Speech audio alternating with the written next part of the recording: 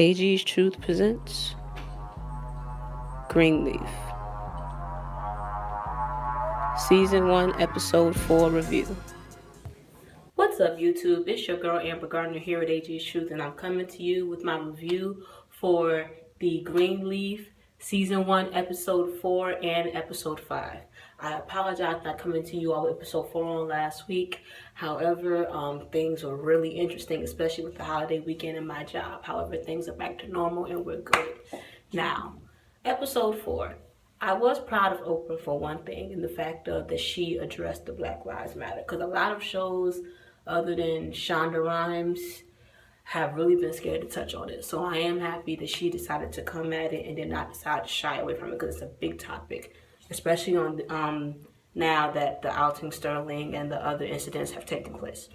So I was happy they mentioned that, and especially I was pleased that, I know it's kind of a little odd, but I'm happy that they did not overdo it by making it a white officer. I am happy it was a black officer, due to the fact that you could purely deal with officers and civilians and you didn't have to go into the race thing, because that would have been a little bit too much too soon, in my opinion. So I'm happy that she wrote it that it was written that way as well.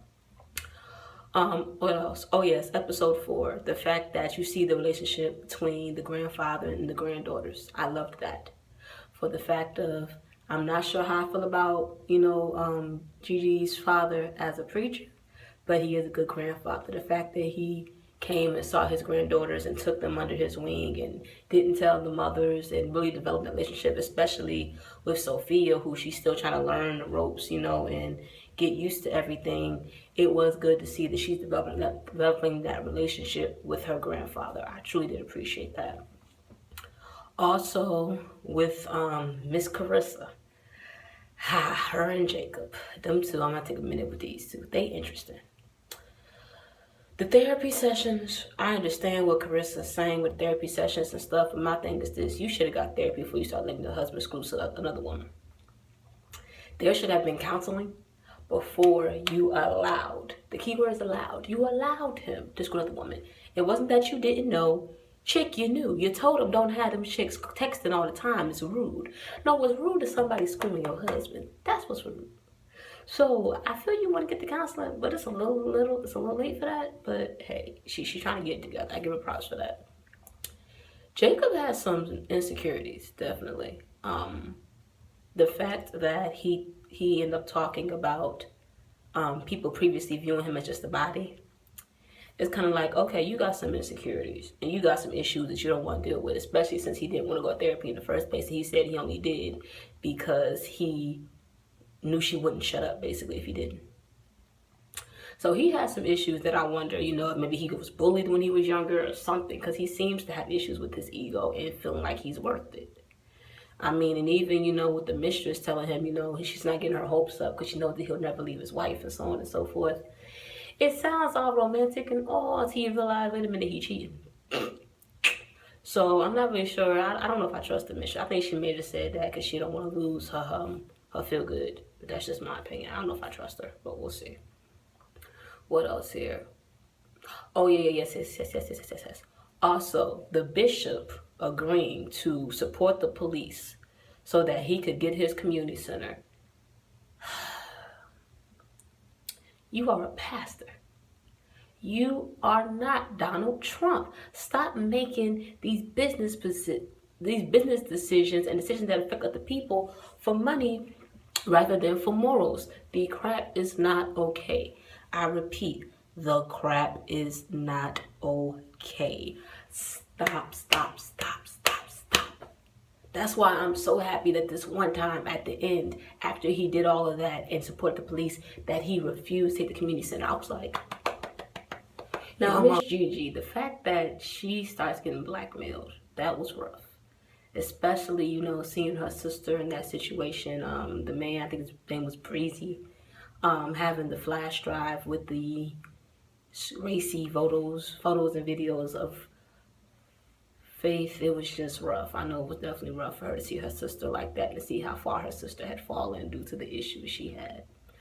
So, and the sad part is, even though Grace gave him the money, I doubt that it's gonna be the last she hear about that. Somebody else either gonna try to blackmail her with that stuff, or he gonna come back. I doubt that that's the last time we're gonna see him, but we'll see. We will see.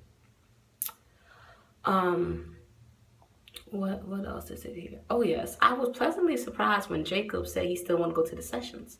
When Carissa was like, "You ain't gotta go no more," and he's like, "Nah, I want to go." And she's like, "You ain't saying nothing." He said, "Well, that don't mean I ain't getting nothing from it. We started it, we finished it." I was like, "Oh, look who putting their foot down." Excuse me. What else did I miss? Oh yes, Bishop and the deacon squaring off. I was very shocked to see the deacons square off and them threaten and actually fulfill their threat of getting up and leaving if the bishop supported the police officers. It shocked me, but it did show how things can go down behind the scenes, and the fact of how people can square off behind the scenes when it comes to Christian matters. I mean, they're Christian, but at the end of the day, people disagree and they don't always agree, and there may be some issues. So I am happy that they show the behind the scenes and that things not always smooth sailing. I am very happy about that. All in all, episode 4 was a great episode. It wasn't too much, and they gave you enough detail for each storyline that you were able to definitely keep up with it. It wasn't overload. Kind of sometimes shows can do overload, and they didn't do that, and I was very, very pleased with it. Very, very pleased. Beyond pleased. Greenleaf, you are definitely doing your thing. Greenleaf, Season 1, Episode 5 review. Now, Episode 5 was very interesting, and I say that for a few different reasons. First of all, we get more info about Charity and her man, Mr. Kevin. We see them in the room, and they find out in the hospital. They find that they're having twins, and Charity is overjoyed, and so is Kevin. However, we know Kevin got his tendencies, so I'm just sitting here kind of waiting to see when is it gonna come out that this dude like it both ways. When's it gonna come out that he like both? He like that door swing both ways. Especially when he was on the app, flicking through, looking at dudes left, right, and she's laying right next to him, and I'm just like, is you that thirsty for some loving that you gonna do it right in front of your wife? Like, she can wake up any moment. She can wake up at any moment. Are you that thirsty? Just, if you're gonna think about cheating, be smart about it. Like, men ain't smart with cheating, period. But you really need to be smarter with some cheating when you know you cheating with some other menses. Come on now, just, ugh. So we'll see what happens with that. I'm just waiting for her to find out. She gonna find out for the season's over. I give it 2 more episodes before she find out. Good. And I hate to say it, she's probably gonna find out because he wanted to sleep with that other dude. But that's another conversation. Anyway, moving on. Oh yeah, yes. Miss Carissa finally goes off. So first you have Carissa and Jacob in therapy. He's finally talking now, which is good. And he's saying how he wants to go to Vegas, and she's like, no, this is more important. So he strikes a deal with her. If I break up with my little Miss Boo thing, my Becky with the good hair, can I go to Vegas? She agrees. This dude said aces. I cracked up. I said, did this fool say aces like it's a daggone poker game? This is your marriage. What the heck is wrong with you? It's just, yeah.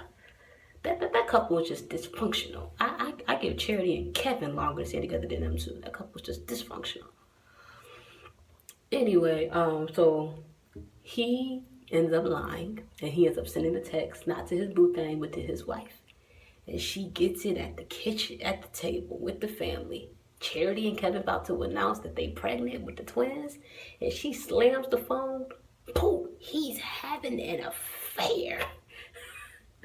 You sent the text to the wrong person. I said, ooh, this tea. Sip. The whole family's like, what, the secretary know? And Daddy's not pleased. Daddy's not pleased to the point that he sits Jacob down and puts Gigi in his place. And Jacob has to go back to his wife and saying, babe, you were right. And Anyway, that was just interesting right there. That was very, very interesting. Let me see what else. Oh yeah, we didn't have a whole lot with Sophia and Gigi in this one. Even though Sophia should have got smacked in her face for telling Gigi in episode 4, "Close my door," she would have got all them curls would have been knocked straight. It would have been like she had a keratin treatment. Them curls would have been knocked straight. Don't you tell me close my door, chick. You don't pay a bill up in this house. Have you lost your mind? Help us, Jesus. Anyway. What else? Oh yes, Bishop and First Lady was trying to get a new jet. The jet was its own character in this Joker. They ended up not getting it. But I was just laughing. I'm like, what is up with you and this jet? I'm gonna need y'all to stop. Y'all can use that money for anything, but y'all worried about this daggone jet. It's a mess. Just oof. My goodness, my goodness. The episode, all in all, was basically about Carissa, Jacob, and about Kevin and Charity. That's what the episode was about the most. Jacob ended up coming back to Carissa and saying he was right once Bishop sat him down. Oh yes, also the deaconess that had left the church, First Lady begged her to come back, and she had a talk with Bishop, and the Bishop got her to come back. We'll see how long it lasts, because she's a very strong-willed person, and so is Bishop, so they might butt heads again. I wouldn't be surprised. Let me see here. What else? That was the grip of the episode, for real. I'm really excited for the next one, because I know they're going to come through and come through hard and come through strong. And I am ready. I cannot wait to see how Charity gonna react when she finds that her man's door swing both ways. I'm so ready for that. That thing is about to be Real Housewives of Atlanta plus Love and Hip Hop plus a little bit of the Mary Mary show. It's gonna be all of that, and it's the drama that's gonna pop off when she finds that out. Oh, I'm so ready. All in all, I'm enjoying the series. Oprah, you are keeping me on my edge of my seat, but you're not knocking me on the ground, and I appreciate that. So I will see you all later on this week for my review on episode 6. Remember, stay true to yourself, stay strong, stay independent, stay true and honest to who you are and who God has made you to be. And remember, 2016 can bring a new you, but only if you allow it. This is Amber Gardner here at AG's Truth. Peace. Thanks for tuning in. And I hope to see you again here at AG's Truth, where honesty's always in style.